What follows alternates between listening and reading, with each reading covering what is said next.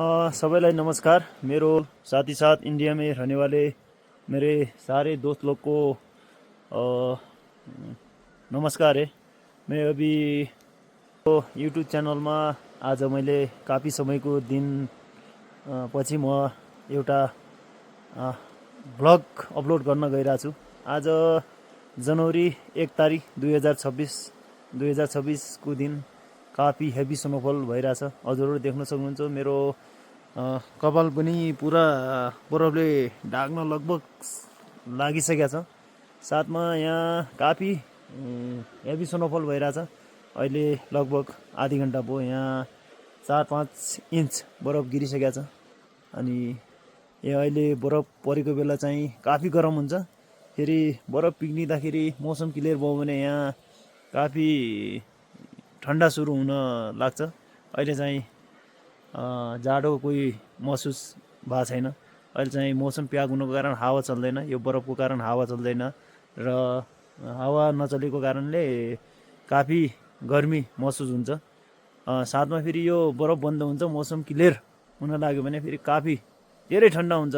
हजुरहरूलाई काफ़ी गरम क्लोथिङ सिस्टमको इस्तेमाल गर्नुपर्ने अवस्था आउँछ।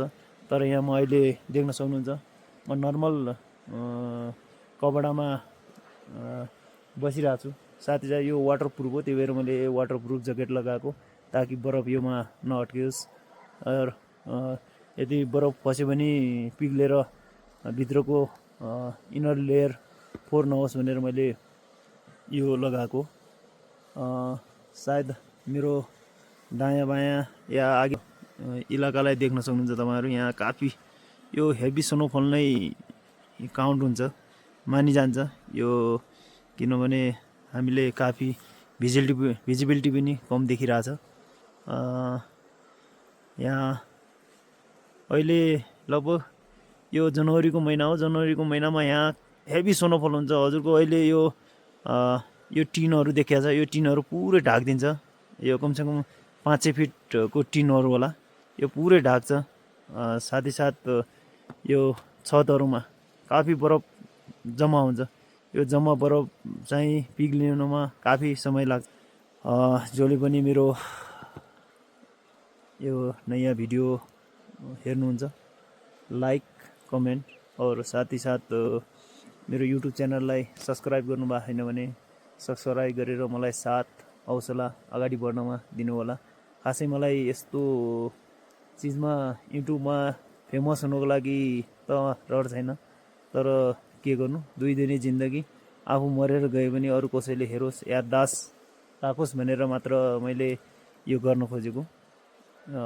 युट्युब च्यानल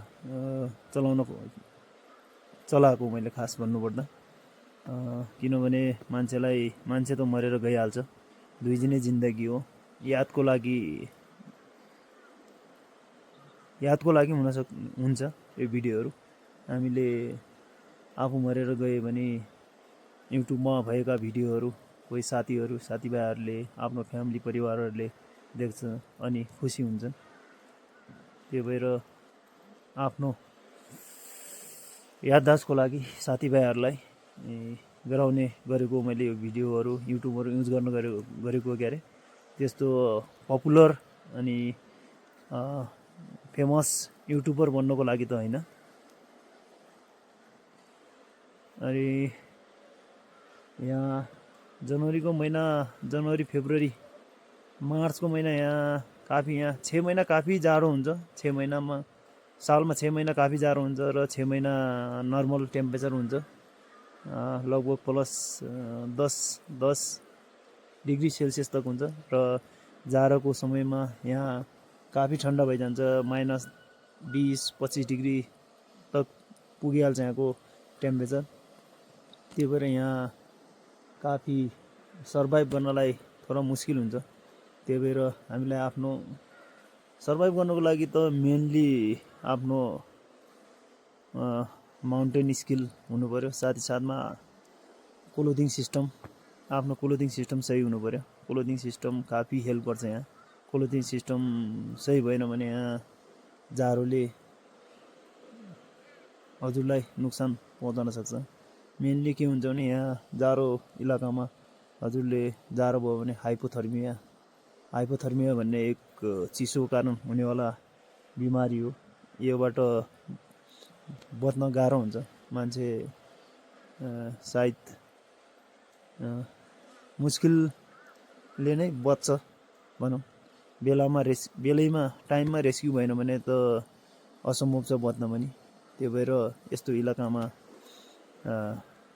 जहाँ पर माउन्टेन इलाका छ, जहाँ पर टेम्परेचर काफी लो छ, और माउन्टेन इलाकामा हजुरहरू जानुहुन्छ भने नर्मल 9000 फिट एबोभ इलाकामा जानुहुन्छ भने हजुरहरूले जाडो होस् या तातोको मौसम होस् हमेसा क्लोथिङ सिस्टम राम्रो लगाएर हिँड्नुपर्छ र त्यही हिसाबले प्लानिङ गर्नुपर्छ। छोरी माग्न जाँदा बिहे गर्छु भन्दा ससुरा परे दोधारे हो भन्छन् तिम्रो छ र के भर खोजी हाउ पहिले लाउरे जागिर हो भन्छन् तिम्रो छ र के भर खोजी हाउ पहिले लाउरे जागिर हो र। आप लोग सभी से इंडिया में रहने वाले दोस्त साथ ही साथ नेपालमा बस्नुहुने सबै नेपाली दाजुभाइहरूलाई अनुरोध गर्न चाहन्छु कि मेरो युट्युब च्यानललाई सब्सक्राइब गर्नु भएको छैन भने गरिदिनु होला, लाइक कमेन्ट गरिदिनु होला भिडियोहरूलाई, साथ ही साथ मलाई अगाडि बढ्नमा हौसला दिनु होला।